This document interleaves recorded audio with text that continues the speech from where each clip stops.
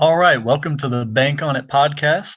I'm doing a mailbag version of the podcast today, which simply means that I'm just going to be answering questions from around the sports world. Let's just kick it off. One of the bigger questions, the more involved questions that I got was with such a down year in college basketball, there's a lot of parity. Who are some of the teams that I think could win it all? And I know a lot of people are late to the party with football going on, and everybody seems all consumed by the NFL. So by this,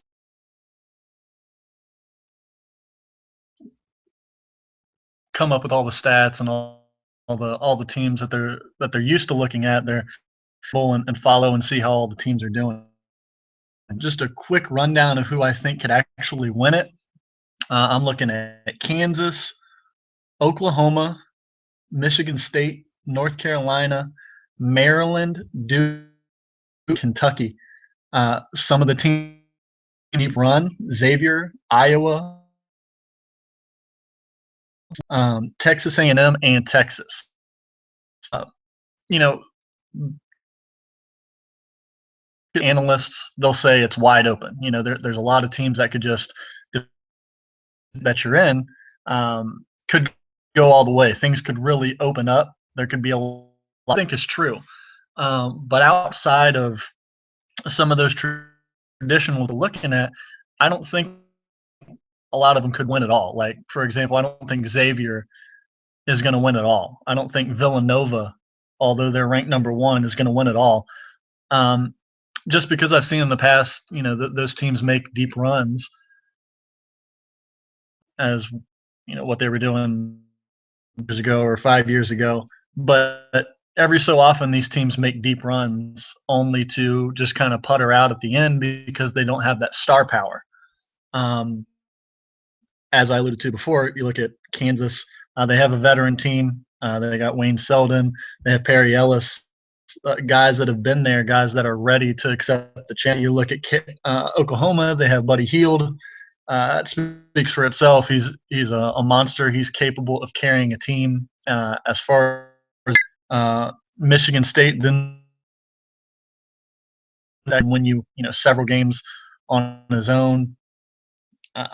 Let's see, North Carolina, they're stacked. They still have Marcus Page there, Justin Jackson. Let's see, Kennedy Meeks. They got Bryce Johnson. They got a lot of athletes, and I think the pace that they could win. When burns me to say they could to Final Four definitely, and maybe win it all depending on what bracket they're in. Maryland, I like their guard play. Melo Trimble, Rashid Suleiman. Those guys have been around, at least Melo Trimble in his second year. Suleiman, the transfer from Duke, I think he could really, or I think they could be one of those teams that could really make a push. And then you get down to a couple with all the trouble that they have had, with injuries. Emil Jefferson's been out. I think that depending on where they are, and so they usually get a pretty favorable seed, a pretty favorable bracket when they do get in. Things could really open up for them, and I know it's tough that they've went through the injuries and they've been down, they've been up and down. It's a roller. They seem to kind of to figure things out. Ran out of gas against Louisville with their press. It's been a bad matchup for them. But if you're putting their five starters up against others, it seems like everybody knows their role there. You have, again, like I mentioned, that's kind of have a player. It's going to be more about the players and not the team this year. So if you have a player like Grayson Allen and Brandon Ingram who can get hot, that's going to go far in this tournament. You guys, Miles Plumlee, or not Miles Plumlee, Marshall Plumlee will do the work down low. He does what he needs to do. He may have 10 rebounds, 4 points, 6 points, but it doesn't matter. He does his role. always involved in high pick and roll on the bench with Luke Kennard, those guys who can pop in and get you a quick 8 to 10 points. It's feasible to see possibly win another championship. Uh, you can call me a homer, whatever you like. Since they made the change, he's going to be okay after he suffered injury. I think with the backcourt of Tyler Ulis and Jamal Murray, uh, that's pretty tough for any team to guard. And then you factor in Isaiah Briscoe, spacing that Willis provides. I would also go out on the limb and Derek Willis will be team can really make a run of the toughness that they have, and I think that's all behind Ulis. They kind of follow his lead, and nobody's playing better over the past 5-6 games. He's been averaging 20+ points, and he's been up in double-digit assists throughout those games too. Really playing better than him right now, and I think that's the team that you could really look at. Again, it's got to be a matchup because their bigs have not been what they had been. Last year, the year before, with those athletic guys. The air has been, kind of down. That he's not what to be. Many factors go into that. The guy's still, and then you have Poitras, who's up and down. Willis, who, although he can get some rebounds, he's not obviously just an athletic guy who can block shots. He's really not going to body up on anybody. So if they can control, get in transition, those type of things, they could win it. And if they get a bad game, they could be out by the second round. It just depends. But I think they can make a run championship. But then you go to those other teams I was talking about: Xavier, Iowa, Miami, Florida, Texas A&M, Texas. Texas has some good wins, and they can get a lot of opportunities in the Big 12 playing there. But I think they play at a pace with Shaka Smart that everybody's really buying into that. So I think depending on where they are, they can be dangerous to make a Sweet 16, Elite 8 run.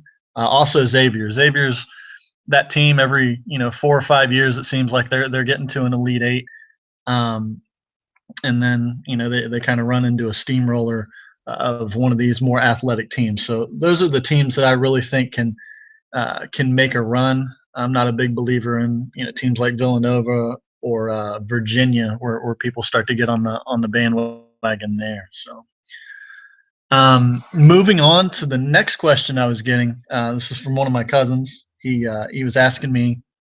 He's a Bengals fan. He's asking me, will Hugh Jackson be able to turn around the Cleveland Browns? And the first thing that you're thinking of is, well, it's Cleveland. It's not going to work, and that place is just condemned. But I will just mention that Hugh Jackson did lead the Jamarcus Russell-led Oakland Raiders to an 8-8 season. So it's going to be your definition of turning it around. And when you have the second pick in this year's draft, you don't have to do a lot to turn it around. So what are we talking about? Are we talking about immediate turnaround, 6 wins, 7 wins? Are we looking at that? Maybe. Who knows?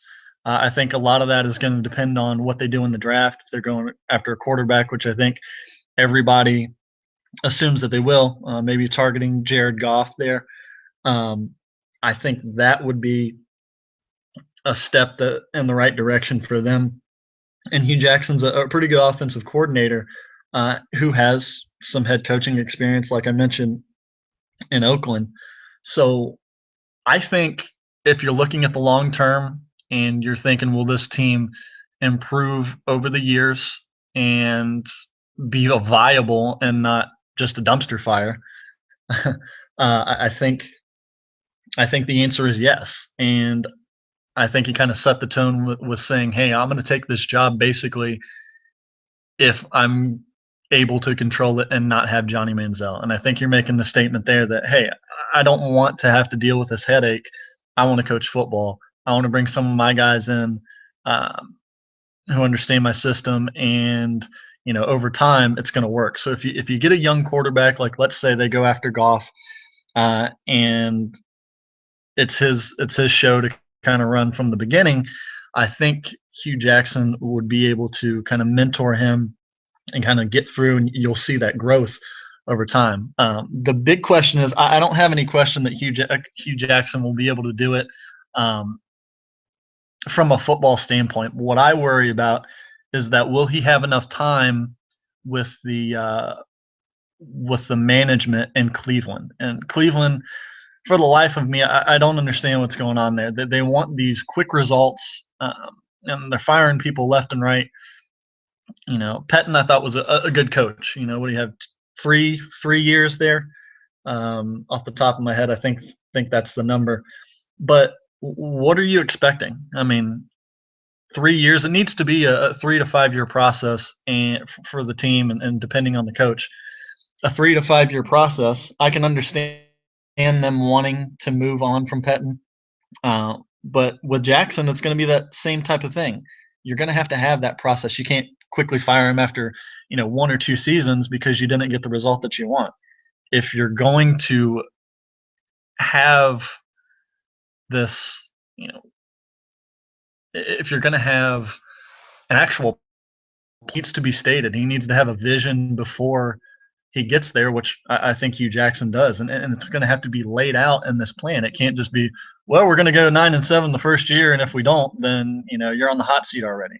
That can't be it. You have to have a plan to get through this stuff, and that hasn't been the case in Cleveland, and that's why you see these turnarounds. They're failing in their draft, and that shows you. You can't go get Brandon Whedon, you can't go get Johnny Manziel because you're going to be right back in the bottom in the cellar of the National Football League, and you're going to be getting a high draft pick, and you're going to be stuck in the same situation. So yeah, I think Hugh Jackson can do a good job if he gets some good support from management, but that all remains to be seen. I do feel bad, um, for him if he goes there and he gets mistreated, because that'd be two places, Oakland and Cleveland. My gosh, this I couldn't think of two worse franchises at this point that you would have to take over and have success just to be shown the door. So I'm really rooting for him. Um, my next question I got, and it's kind of going outside the traditional sports, and some of you may not even consider it a sport, but I don't care what you think. Wrestling, pro wrestling is one of my big um, vices. If you'd say I give in, I've been watching wrestling forever, my entire life. So we're going to go into this, and the question that I got was, now that WWE Fastlane, which was last night, the pay-per-view, is in the books, do you see any surprises at WrestleMania? Um, there have been a lot of injuries that have hit this year. Seth Rollins is out, John Cena is out, Cesaro is out, Randy Orton is out, and they're kind of scrambling to figure out the situation of what they wanted to do. I think going from last year, they wanted to go and have at WrestleMania 32, which they're trying to build up as the king of all pay-per-views. They want to fill Cowboy Stadium, and they're trying to pull all the stops out. I think what they wanted to do was do a triple threat with the Shield, Dean Ambrose, Roman Reigns, and Seth Rollins, and I think they wanted to build up to that this year. Well, Rollins getting hurt threw that out. And I don't know if I really see any surprises. I think you're going to have to watch it get played out. But one of the surprises last night was I was totally expecting Bray Wyatt to get involved in the main event and kind of take out Brock Lesnar, and then you know, then set up that feud for WrestleMania because Brock has to be a part of it um, as one of the big draws. But we didn't see that, and I was really shocked at that. But I think what we're going to see play out is I think we're going to have Dean Ambrose go and fight Brock Lesnar at WrestleMania, which I think would be good. I think if they have long term plans um, for Ambrose, then putting him against an unstoppable machine like Brock Lesnar is going to be good. Um, what I think they're trying to do is bide their time until Seth Rollins gets back, and what they've made clear is that they view SummerSlam as their other big pay per view of the year, giant pay per view. So what I think is going to happen is I think they're going to build him up to maybe go in a rivalry with Seth Rollins when he gets back, or maybe have that triple threat of the Shield that we're talking about that I was alluding to before um, at SummerSlam. So just a brief rundown of my card. I'll just go over that shortly here. I think they're I think they're going to try to riddle in some of matches just to keep the fan entertained. I think they're going to try to pull out all the stops and get as many people packed in there as they can. And I know the sales. I know that it's been sold out or very little seats remaining. Basically, the seats that they've sold, it's all good now. It's all set. They're not looking to scrounge out a lot of the stuff because the plans have been set. So um, what I think is going to happen is I think they're going to have the Andre the Giant Battle Royal, which they always do, and that's usually one of the jump off spots where you get some young talent in there, um, and I think that will be won by Baron Corbin, and I think he is just waiting to explode. I think he doesn't really have anything left to prove in NXT, and I think he's going to go up and really show some people some things. I think he's waiting to kind of make that jump to the main roster, and I think winning um, the Andre the Giant Battle Royal is kind of a good way to propel him to some momentum. Um, Next, I think you're going to have a match like Big Show and Braun Strowman. I didn't really like Strowman when he got in here. He's one of those big guys that I don't really like. It's just slow. It's not a lot of action with him. But from what everybody says, it looks like he's really coming along in the ring. And there was talk about him facing the Undertaker, which he's not ready for that. And once those rumors started to come out, the fans were really disappointed. So you see that it kind of got shot down really quick. So I think Big Show would be good for him to kind of go against, kind of both similar styles, um, and Big Show could really kind of tutor him and show him some things, kind of get him over. Then I think you see. Usually they have a ladder match over the past several years. They have a ladder match for the Intercontinental title. I think what they're going to do this year is go and do that for the U.S. title. That's one of those gimmick matches. With the ladder match, you kind of get a lot of people involved. You get a lot of action, and I think that really gets the crowd into it. You obviously have the champion Kalisto. I think you're going to mix in guys like Dolph Ziggler, Neville. You can throw it several different ways. And just kind of put some of those guys that you don't really have a place for in there, just to be competing, and kind of get some fans involved there with a lot of action. The next one I have is the New Day versus the League of Nations. I think we kind of saw that play out last night. I don't really know what to think about that. I don't really like the League of Nations. It just seems like a clutter of people that they don't really have anything to do right now. So they're putting them together. They don't have a lot of single stuff for them to do, so they're putting them all together.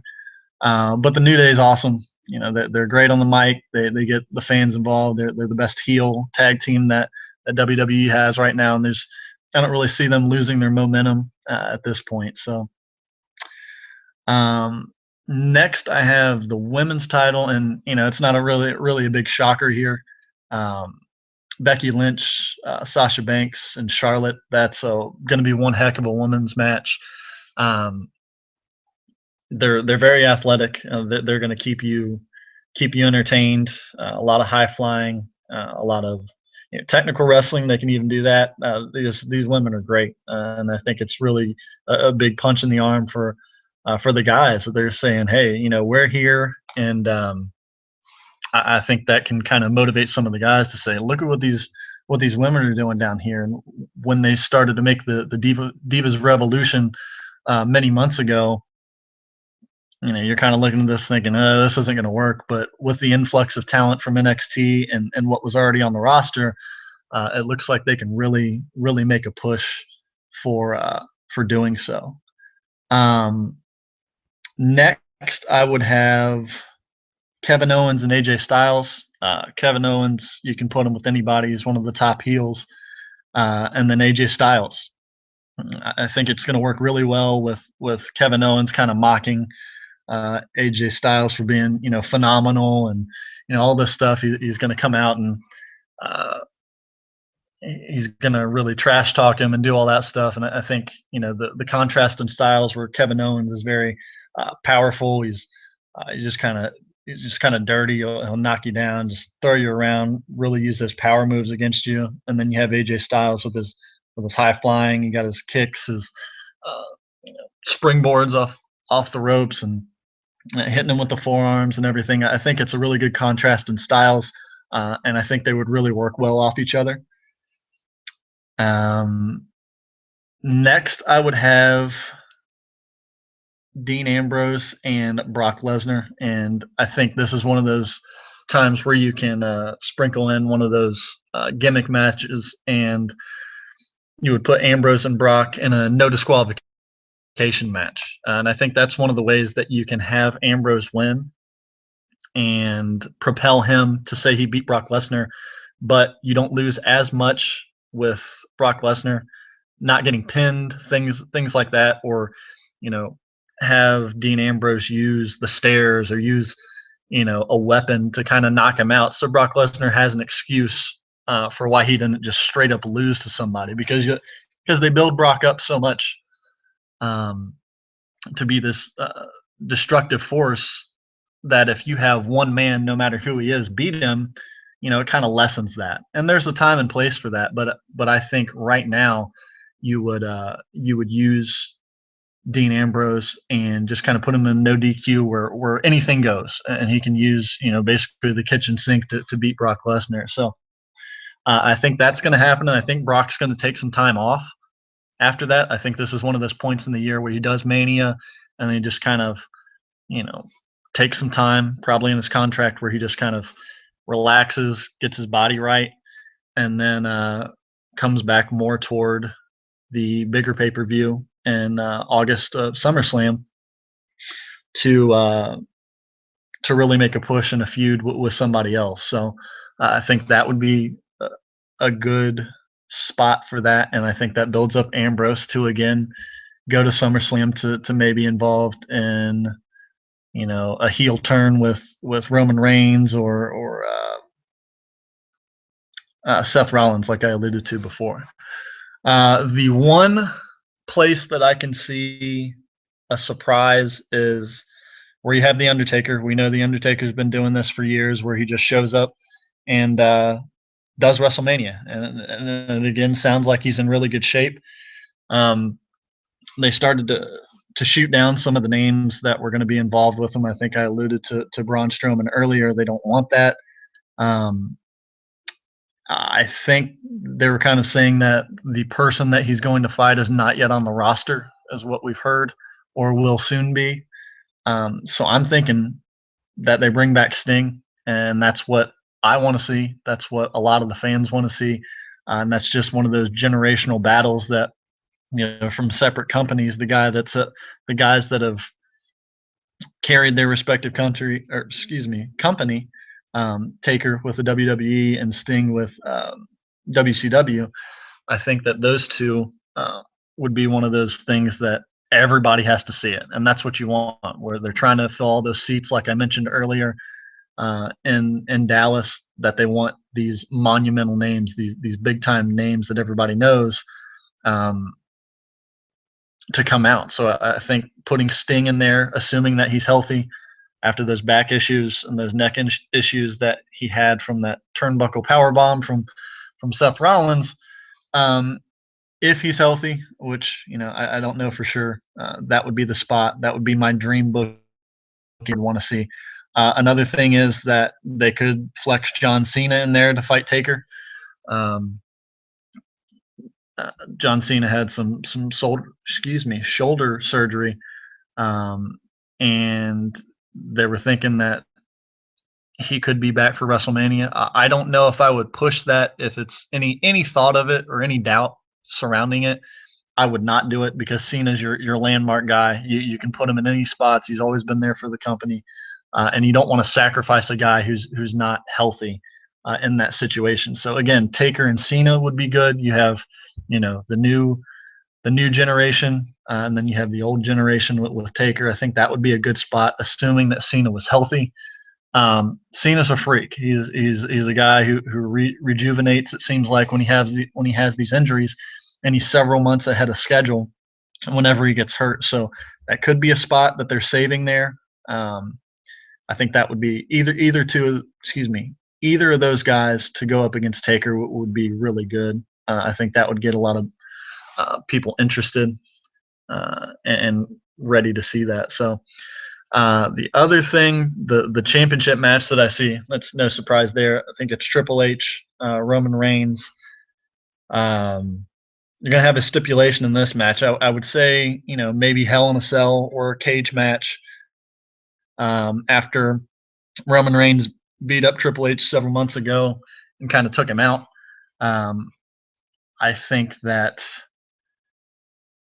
would be a good spot. I think it's one of these things where you just put him in there and let him go at it. And I think a cage match or a Hell in a Cell would be good. I know that having an entire pay-per-view as Hell in a Cell like they do now, they're kind of reluctant on spots to put it throughout the year. So I don't know if they would go that route, but I think what we're going to do is we're going to see that classic Triple H where he's pulling out the sledgehammer. I think he's going to pull out all the stops against Roman Reigns to try to destroy him. So I think you're going to see that. So assuming that they do an Ambrose Brock no DQ, I don't think you're obviously not going to do that two times in the same pay per view. So I could see a no DQ if they didn't do it in the Ambrose Brock match. But I really think they're gonna do something like a cage or a Hell in a Cell there. So that would be my card. I'm leaving Bray Wyatt off there. I don't really know where they're gonna flex him in at. Maybe the Battle Royal, the Andre Battle Royal, maybe in the U.S. title match. I don't know. It kind of really threw me off there when they didn't have him get interfered with last night. So that was my little sidetrack for wrestling. And if you didn't like it, too bad. I'm going to be doing some more wrestling podcasts. Me and probably Sean Lowe we'll do something here in the future with that. So for all those wrestling people that like that little quick snippet, good. If you didn't like it, you don't have to listen to it. So the next question, we're going to go back to one of the major sports in the NBA. And this is a big question that's been going on all year in the NBA. Will the Warriors beat the 72-10 mark that the Bulls had back in '96? And my question, or my answer to that would be probably. Yes, they probably will, but that doesn't make them better than the '96 Bulls. I've talked to people. Steph Curry's great, Klay Thompson's great, Draymond Green is fabulous. We see him do things that a person his size and with his build should not be doing. But I will just say, you have Michael Jordan, you have Scottie Pippen, you have Dennis Rodman, you have Tony Kukoc, one of the best European or foreign players that the league has ever seen. He was one of those original guys, one of those stretch fours types who could do pretty much anything you want to. He could score in loads, and I think he's really underrated when you factor that in.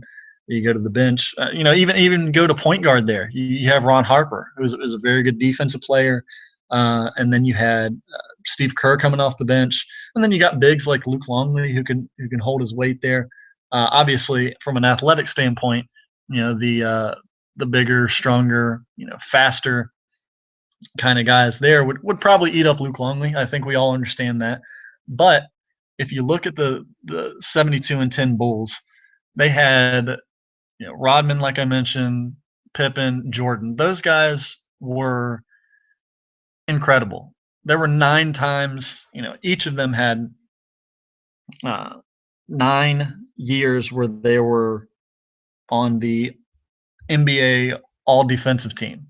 And that tells you, for the consistency they had on a year in and year out basis, to not only score in the offense. Well, Rodman didn't score, hardly any. But the other two guys to play both ends of the floor, for Pippen to be, you know, the kind of second guy, obviously, to Michael Jordan, to be his kind of co-pilot there, and then to be just as versatile and just as stout on defense. That's really saying something. So you can throw out all the offense with Klay Thompson and Steph Curry, but what happens when you put one or two of the greatest defenders uh, in NBA history on them? We're obviously never going to get to know that, and that's why these things are fun to debate. But I think if you put those guys on there, they have to run the offense out further. Um, you can switch a lot on Steph Curry and kind of push him out there and not let him get those pick and rolls to fire up those long range threes that he would normally get. So I think when you switch off and keep him out where he can't get that space, you really throw a wrench in to what Golden State tries to do, and that's what we've seen. We've seen some of those teams that have had success against them do that, where they're not having to constantly switch and give that space to the open shooters. So, as far as playing, could they beat the 72-10 Bulls? Absolutely. Could they win a 7-game series against them? Not a shot. It might be 4-1. They're not beating those guys 4 times in a given time period. That's just not going to happen. Um, that's my personal opinion. Obviously, again, like I said before, we're never going to get to know that, which is a sad shame. I'm pretty sure Michael Jordan probably thinks he can still get out there and show him a thing or two, which is fine. That is the type of competitor that he is. But you do have the greatest basketball player of all time in that game, and push comes to shove, he's going to do it. Uh, the size, let's say he went and guarded, or Steph Curry went to guard Michael Jordan. I mean, you got to be kidding me. He's going to take him down in the post and just abuse him in the post. You want to put Klay Thompson out there? Okay, great. Who's going to guard Scottie Pippen? You want to put Draymond Green there? Okay, who's going to guard Tony Kukoc? It just doesn't really work for me on the defensive end, which I think Chicago would match up very well on the defensive end and be able to make those adjustments with the kind of dual players that they have. So that being said, I think Golden State's going to win the championship. I don't see these teams. You're playing for second place. This team is in that era right now where you saw the Lakers, in their three-peat time, or those back-to-back Laker times. I think you're seeing that type of team right now, and it's just their time. It may go on to next year. It may not with free agency and things like that. But I think this is just their time right now, where the Clevelands, the San Antonios, even though they've made adjustments, those type of things, and they're healthier now, they could play them. I'm pretty sure it's going to be Cleveland, just because they have little resistance in the East. Their benefit, they don't have to play San Antonio. They don't have to play, the Thunder, who can match up decently, even though the Thunder really can't play defense. I think that's a bad matchup for them. But I think little resistance from the Cleveland again. You're going to see a rematch of last year, and the Golden State's obviously going to have home court. So I think you see that again, and I think you see much of the same thing, even with a healthy Kyrie Irving, a healthy Kevin Love. Barring any major injuries, if those two teams go up, I think the depth and the pace that the Warriors play with is not a good matchup for LeBron. I know, you know, the better part of that is, if you're going to start out and put LeBron James at the small forward position, uh, that's not a recipe for good things happening. I think Kyrie, if you move him to the two and then let LeBron focus on the one and be the point guard, I think that's better situation for them, where you get Kevin Love with catch and shoot opportunities, Kyrie Irving with catch and shoot opportunities, and let LeBron be the facilitator. I think that plays to be better for them, but I still don't think it gets them a championship or gets them past the Warriors. So the beautiful thing about that is we're probably going to get to see it happen. So that kind of takes the reins over the 72-10 Bulls against this year's Warriors, because we actually get to see it. But if you're asking me, I'm going to take the Bulls all the way because of MJ and Pippen. The last thing that I'm getting, the fifth question that we're getting to, is in the NFL, and it'll be talking about the Cowboys. This is just my personal question that I threw in there because we're getting a lot of hype about what they're going to do with the fourth pick. I think we see a lot of people kind of hinting around them going and getting a quarterback, and I just don't see it. I don't I can't justify them going and getting a guy at 4 to sit behind Tony Romo for 2-3 years that high. I know you look at people like the Packers who did it, and you know them getting Aaron Rodgers and having him sit behind Brett Favre. Brett Favre as the heir apparent, and I just don't see it. That's 18 picks. They picked at 22 that year, and it's a lot different.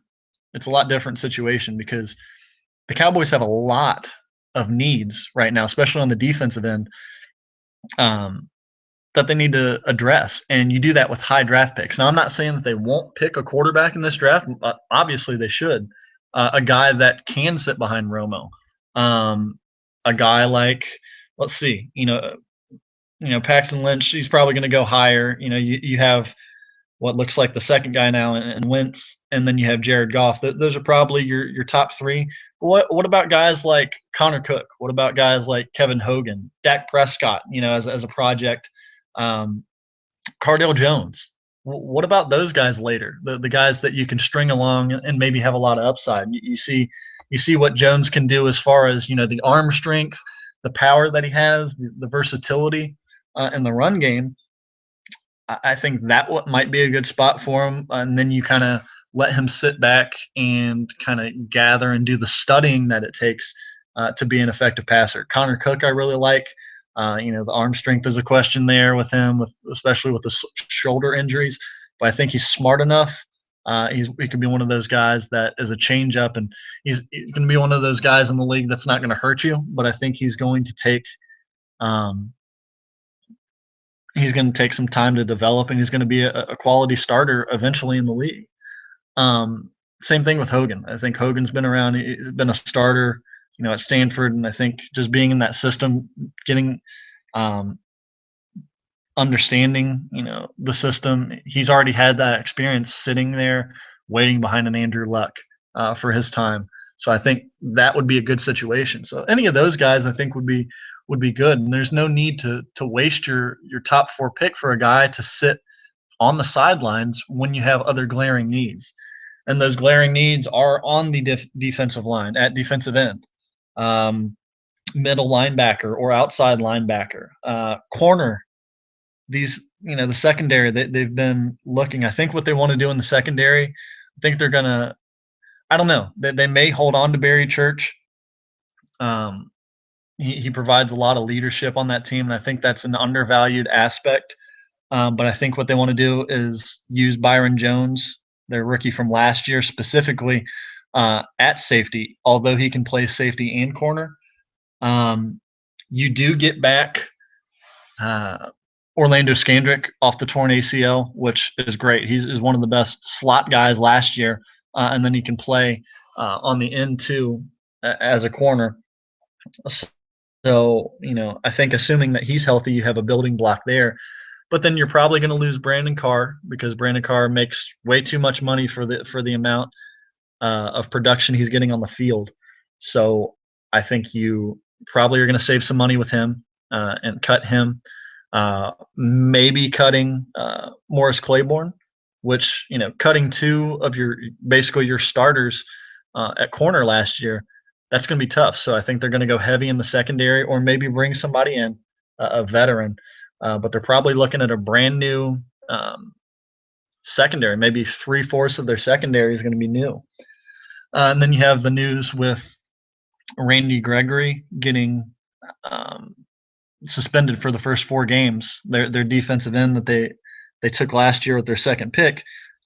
Even with those question marks that they had him about marijuana before, he gets busted. Not a smart thing by him. Obviously, you don't want the performance enhancing drugs or the recreational drugs. You don't want your guys delving into that stuff. But he had the history of it, and the Cowboys don't have anybody to blame but themselves on that. They took a chance, and in the early goings, it looked like it backfired. Now, can he change for the future? Maybe, but they need to cover themselves. And going out and getting a guy like Joey Bosa at number 4, if he's there, I think that would be great. Yes, I am aware, as people pointed out to me on Twitter when I tweeted it, that Bosa was suspended for a drug incident at Ohio State. I'm well aware, but I do think that Bosa has a little bit more sense than Randy Gregory, just from my own viewing.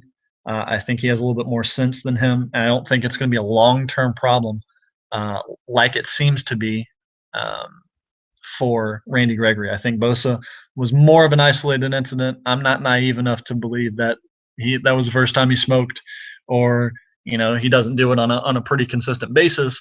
But what I do think is that Joey Bosa is probably not stupid enough to fail a planned drug test like Randy Gregory did. So I would go Bosa there if he's still there. You got guys like Miles Jack, linebacker, that you could look at. They really like what they're doing with Sean Lee at outside linebacker. They do not want him taking the amount of hits that he's taking that seem to put him out year in and year out at the middle linebacker position. So they want to keep him out of the middle. They want to use him on the outside. A guy like Jack can be versatile there. He can play outside, inside, and I think he can be one of those guys that you slot in there. Could it be a little too high at 4? Maybe. I think you really got him in the 8 to 10 range, depending on the person or the team. But if you have him valued that high, you take the guy that you want. Then in the secondary, if they decide to go at number 4 and go cornerback, they have Jalen Ramsey and they have Vernon Hargraves. Either of those guys, pretty athletic. I think you would be getting a very good player with a lot of ball skills there. I think you're going for the young. I don't know. I've always been a guy where you want to bring in veterans, especially back in the secondary, just because they understand the pace of the game a little bit better. So it's a risky transition for me, risky proposition, or for them to make that transition quickly in the NFL. So you see guys like Drake Kirkpatrick, for example, just spouting off at the top of my head. His first year in Cincinnati was horrendous, and then you kind of see him coming around, making some plays. But just the pace of the game, the quickness of the game, is tough for those guys in the secondary, especially with the more teams going to a high-paced passing offense. You see a lot of those guys struggle early, but it's the coaches understand that. But you just kind of project for what these guys are going to give you for maybe the next decade, depending on what happens. So, I think that would be a spot. So you're looking heavy on defense there. And you can get guys later as far as quarterback goes. And who knows? They may not choose to go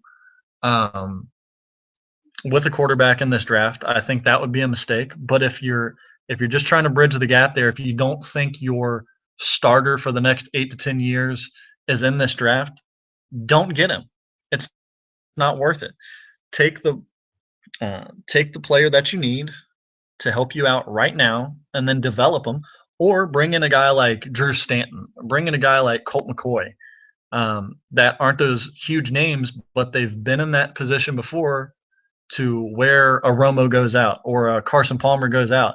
They step in, and with the weapons around them, after they've been taught the system, they go in there and they do their job and they win you a couple games until your quarterback gets gets back from injury. Hopefully, nothing happens to Tony Romo, because at this point he was like operation last year. He was just falling apart, and that's what they avoided the year before, where they made that playoff run. So you know, I think it would be a giant mistake to go quarterback at number 4. I think that's just horrible. I think the middle rounds are where you want to do that, and I just don't buy it. I think people still think it's Jerry Jones being a renegade and just doing whatever he wants to. But hey, he didn't get Johnny Manziel last year, and that's because his son and Jason Garrett make a lot of the player personnel moves now. And it's, you think of the face as Jerry Jones, and he does have a lot of decisions on bringing people in.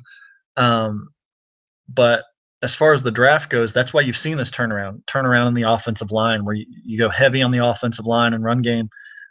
That's Jason Garrett, and that can't be understated. Jason Garrett is as much as people want to say he's not really a great coach, he's a great personnel guy. He has understanding of who he wants, who's going to buy in as far as that goes. Um, and those guys really project for the future. Where you see the the trouble is when guys like Greg Hardy get brought in on basically forced upon uh, Jason Garrett, and that's where you see more of Jerry Jones' moves coming in. And that obviously didn't work out last year, and they're going to cut ties with him, and that's more of an issue where you need some stability on the defensive line. So I think even more so, if Bosa was there, you would go ahead and take Bosa at 4, just to give a guy who's going to produce, put him along with Demarcus Lawrence, to have a pretty good young edge rush. And then you have, when Gregory comes back, you can kind of see where he fits in there as well. So I think that projects pretty well, but I just don't see a quarterback right now coming off the board that high for the Cowboys. I sure hope not. If they do decide to do that, I just think it's a huge mistake that they could have waited longer as far as that goes. So as long as they don't bring in Johnny Manziel, I'm good. I hope they stray away from that and don't look at it as a second opportunity to bring him in. But as far as what he's done in this offseason, I think he's got bigger fish to fry. He needs to get himself under control before a team's willing to take a chance on him. So I think they dodged a bullet by that happening. Unfortunate for him, but probably better for the Cowboys in their situation. But just to go back and kind of wrap it up with this question, I think that the Cowboys do not, by any circumstances, go with a quarterback at 4. I think they wait to the middle rounds or try to scoop somebody up in free agency. So that was my mailbag version of Bank on It. Give me some feedback on Twitter. You can follow me at MattBanks12, and you can tweet me what you thought of this, or you can tweet me some of the questions. You can follow me on Facebook, and just provide me some of those questions that you want to hear. Any topic is up. I want to talk NBA. I'll talk MMA. I'll talk WWE. College, both football, basketball, talk MLB, anything you want, NBA, anything you guys want. I'm open to this, and we're going to look to make this a weekly staple. I'll mix in some other podcasts, but I really want to kind of go through a mailbag. I'll touch on your own teams if you want to, as far as kind of delving into to specific teams. I'll do anything you want, but just to kind of get some of these questions under, more of the ones that a lot of people want to focus on. So just kind of the ones that I get tweeted the most, or I find most intriguing. Those are the ones I'll go with, and maybe have, like this, 5 questions, 7 questions, just depending on how much feedback I get. I'll go into that. So tweet me your questions, your thoughts, what you thought about this. I know I need to stop saying as much as I do, but we'll get over that in the future. But hopefully you enjoyed it, and this is another Bank on It podcast. Thank